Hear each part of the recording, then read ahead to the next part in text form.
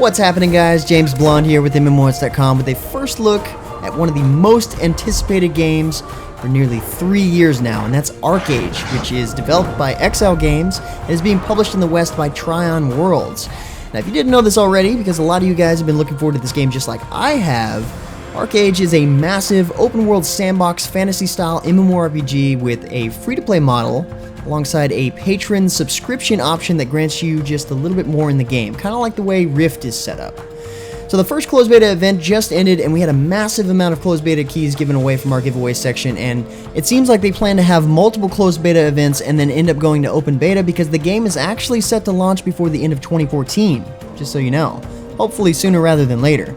Either way, I'll hop into the alpha build for the game once again, which is currently the same as the closed beta build, just with a couple of different servers, to show you guys what to expect right off the bat. But keep in mind, I'll only be able to scratch the surface on what the game offers for now. So let's first take a look at what options you have in terms of race choices and character customization options. You've got currently 4 different races to choose from. 2 from each starting continent, either Nuia for the first 2 races here, the Nuian and Elf race, or Harania for the Farron or Harani race. And later on after launch, there'll be more races introduced. Supposedly the next 2 races that are going to be added in the game are the Dwarfs and the Warborn. But anyway, as it says here, the 2 continents are hostile to each other, so depending on which race you end up choosing is going to determine where you start in the game and also who your enemies are. The first cool feature about this is, you'll also see here, that until they learn the other continent's language, they cannot converse with the opposing side. That's a neat little quirk you've got there. Thankfully, all races have male and female options, and there isn't any gender limitations to class options, so it's totally up to you. The races do, however, have 2 racial traits that may help you decide on your starting race. Now, I would say more so after you've leveled up a character or 2 and figured out what you might like to do most in this game. For example, the Nuian race here has a bonus put on their construction capabilities. They get a 30% reduction on the construction time of houses and castles. So if you're planning to really dive into the player housing aspect of ArcheAge, which is a totally reasonable option, this race may be the one worth going with. Other than that, some of the traits with the other races offer features like longer duration underwater with the elves here, and faster swim speeds as well. The Farron take less damage, which makes sense. Cats always land on their feet. They've got strong claws, which allow them to climb a little faster. The Harani are great with teleportation travel and gathering a lot of resources for building structures. So you can see that these abilities are fairly subtle, so they don't directly affect gameplay, but rather offer a higher quality of life to fit your playstyle. Now, I've got to be honest, the customization options are pretty kick-ass as they are right now, but you are limited to changes only to the face and head. You don't have any options for the physique whatsoever. So as sad as it may be, no boob sliders in ArcheAge. But that's okay, because the character models in the game look great, and it makes up for it in how you can customize your look. And of course, the options change a little according to your choice in race. So like if you were to pick the Farron, for example, you have plenty of options for the ears. Thank goodness. You can make them large or small, closer in. You can even change the angle. I can say though, it would be pretty awesome if you could have them put their ears back and down, like if they're in a fighting stance, for example, as if they were mad, but it's not something I've actually seen in the game just yet. With the Farron, you also have fur pattern options instead of skin color, like you would with the humans and the elves, but you've got plenty of options for the hair as long as you like dreads. Well, with the Farron anyway. The other races actually give you pretty good variety, but I'm surprised though, seeing that there are so many sliders for the amount of makeup or age line intensity, that there isn't one that takes the style of hair that you choose and adds in length or even shortens it, for example. Now don't get me wrong, I'm not complaining that it doesn't have that, just with customization on this level of detail, I'm actually surprised it's not an option. Anyway, over here on the right, you can select a preset look, which can make your selection a little easier, and you can even blend these together to make a more randomized option. Plus, if you want to tweak any particular part, you can click on any of these sections here and go into details, which pretty much give you the ultimate control over your look. That plus the combination of all the options for makeup, or paint, or even scars for that matter. pretty awesome customization options for ArcheAge, no doubt. Plus, once you've created a character you like, you can save that appearance and load it up again on a different server, for example, or in my case, from alpha servers to the closed beta servers, because it actually saves the copy in a separate file on your computer. So that's actually a really nice feature. So originally I decided I wanted to make one character from both factions. So I started with the female Farron, mainly because I knew from the first time I saw ArcheAge, I was going to have to pick that race first. So after that, you select your starting skill set. Now, I absolutely love how they have the choices set up here. You've got 6 different options for starting skill sets. And that's the thing, they are starting skill sets. One of the coolest parts about ArcheAge is that you can venture over to the other skill sets as you level, giving you tons of variety when it comes to playstyle and a mix of skill sets that go beyond even these 6 here. There are more like 10 options. So there are actually around 120 different class combinations to come up with, so you're bound to find several that you end up liking. But as you can see, choosing your first one here is pretty awesome in that you get to see the starting spells and their effects, which, gotta be honest, is a really strong point in this game. The spell effects and animation are pretty amazing. Like the Frost Arrow alone made me choose Sorcery the first time. Gotta love that CryEngine 3. The nice thing is, as complex as the class system in the game is, it's still really easy to figure out what paths you might want to take in order to reach the in-game playstyle you're looking for. So you could go with the Battle Rage here and add in some defense and vitality for a super physical damage dealing tank, or you can be an archer that summons minions and then blinks out of the way with skills from the Shadow Play skill set. And of course, each skill set has a lot of different actives and passive skills to choose from, so it also makes sense to go down a second skill set, or even a third, that grants you passives that significantly help out your first or second skill set. Like a mana increase, for example, with the Sorcery, can help you with plenty of other skills, as you can imagine. Now, the other nice part is you can change your class through several NPCs in the game to better figure out what you like even later on. Now, once you've gotten that all figured out, the game starts to teach you the basics with a tutorial that is now in English dialogue opposed to Korean. During combat, if you use a skill in your shortcut bar that has a highlighted frame, you can gain a bonus combo effect. And the cutscenes are now in English as well, and for a while, you learn about your race's origin and the conflict that's going on. So from what I've played so far, the game actually has an interesting storyline. It was easy to assume they were your own life, but you soon saw grand cities unlike anything on New Year. It was as though you were looking out through someone else's eyes.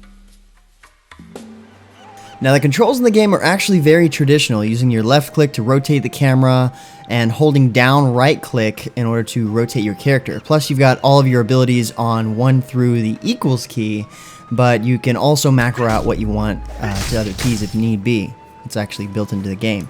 You can double tap W to go into a sprint, and the cool thing about the Farron is they get down and run on all 4s, like cats would, so it's a really cool perk for their race. Plus, the game doesn't have a separate stamina bar for sprinting. You actually use mana instead, so you have more usage, and as you progress and increase your overall mana, you can run for a lot longer time. And the thing is you'll need to, because the world map in this game is huge. Oh, and another cool thing about the sprint function is that it's also the same function that makes you swim faster, so you can swim quicker when getting places because there's a lot of water. And the swim mechanic and the water effects in the game look pretty awesome as well. And with that, you'll quickly notice that there are plenty of ways to get around in ArcheAge. The first is the windstones. You actually learn about these really early on. These allow you a movement speed boost that's not quite as fast as your sprint, but still a lot faster than your normal travel speed, at no expense to your mana. You'll see that it lasts for about 30 seconds. And the nice thing is the way they're set up on the map here, you can run past a second one and activate it on the way to keep the effect going, and so on. This is a really nice luxury to have in such a huge open world. The Nuya side, however, has Strength Almighty as a counterpart to the Windstones, but they work exactly the same way. You'll also notice that basically everyone has a mount, which I'll talk a little bit more about in a minute, but the really cool feature here is the ability to hitch a ride with other people and actually share their mounts. It's great if you're needing to get to another area and, say, your friend knows exactly where you need to go. You can just basically AFK and be chauffeured around. The only drawback is that anyone can come up and jump on your mount. They can't actually take it, but, for example, I have no idea who this is, but I guess he just wants a ride. This also works really well when you're in a group because you can actually ping the map to show your party where you want to go or where do you want to meet. Plus you can see them on the map as well, so you know where all of your party members are. Easy to get to each other. And then you have ships of all shapes and sizes, from crazy looking airships like this to smaller party ships like this that take several players at once to operate correctly. All the way to personal boats, which you get really quickly playing as a Nuian. But apparently getting your ship from one body of water to the next is as easy as firing a harpoon into the earth and reeling it in, over and over again. Actually, I have no idea what they're doing, but it's kind of cool knowing that you can do this, whatever this is. And the crazy thing is, I think they're a long way from water, actually. And these are just some of the ships in the game that I've seen so far. There are plenty more to check out. Now, the game also has a public transportation option as well in just certain areas of the world. So I can definitely see where that comes in handy. And then you've got the signature personal gliders that everybody's seen. Once you get one of these, you can climb to a high spot and then glide a long way. It may not be the fastest, but they are definitely fun, that's for sure. Plus, as an added bonus, you can customize the way your glider looks in the cash shop, which is pretty cool. Kind of like a skin. But let's get back to the mount. At level 9, you pick up a quest that instructs you to raise your mount, and that's exactly what you have to do, which it doesn't take that long, nor is it hard, but you do have to have the correct resources like food and water. Meaning you've got to get this thing called Vita Seed, which they give you in the quest, and then you plant that, then you grow it, which takes a little bit of time, then you harvest that, give your mount water, and do a couple more things, and then you get it to the adult state at which it becomes your mount. And there are a lot of different mounts in the game, and you get a free one as part of the quest to raise it, but you can choose between 3 different color patterns. For the Firin, it's a snow lion, which I think is actually the coolest looking mount in the game. But in a sense, you could be a cat riding another cat, which is a bit odd. Now, the cool thing is your mount levels up as you use them, and they level up fairly quickly, giving you access to several different abilities that you can do later on at high levels. So you'll actually be able to do a few mounted combat attacks, some dashes, and just various mount attacks. Plus, your mount also, this is my favorite part, has its own speed boost that lasts about 10 seconds, and it only has about a 30-second cooldown. Not only that, but they also act as your pet, so they follow you around, and I've even seen other people use them to carry materials, but I also think that you have to have specific mounts for that, like donkeys, for example. One other cool aspect of the mounts is that you can get specific gear for them that helps their stats in terms of defense, health, and overall movement speed. You can get leg guards, you can get a saddle, and you can get headgear, all with different qualities and attributes, of course. And I can't say it does make your mount look pretty badass in the process, but then again, so does all the gear that you get for your character. Now, your mount does take damage though, so you have to be careful. Sometimes enemies will attack you and hurt your mount, so you have to have special health potions in order to heal them, or just like your characters, they heal over time. In fact, some of the gear that you can get for your mount actually helps their regen time for their health. They do also take fall damage, so you have to be careful, and if your pet happens to die, you can resurrect them, but they have 1 HP and either a 30 or 40% reduction in speed, so you have to go to the stable vendor and have them heal your pet back to full health. And the higher the pet level, the more expensive that gets.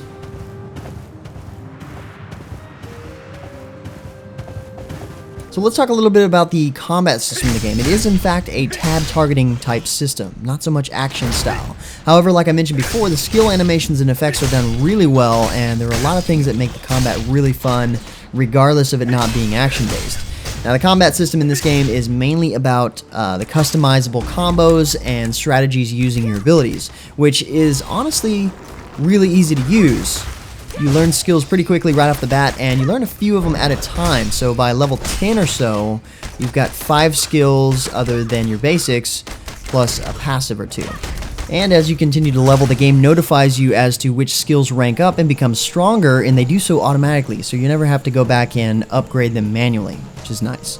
So when you attack with your skills, you can watch your hotbar and look for skills that highlight to add into the combo. This will deliver bonus damage as well as cut down the casting time, so some skills like Freezing Arrow might have a long casting time, whereas Endless Arrow here is instant and basically has no cooldown. So So what I like to do, as an example, with this skill combination is to start out with Piercing Shot that applies a bleed. Then I hit them with a Charged Bolt. Now, I do this starting out at max range.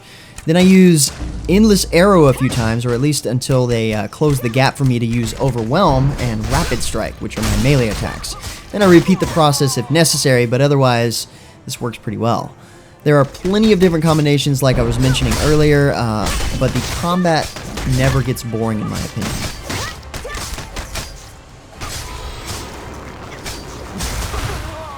And as you progress, you pick up a variety of weapons to use, and you actually have multiple types of weapons equipped at the same time.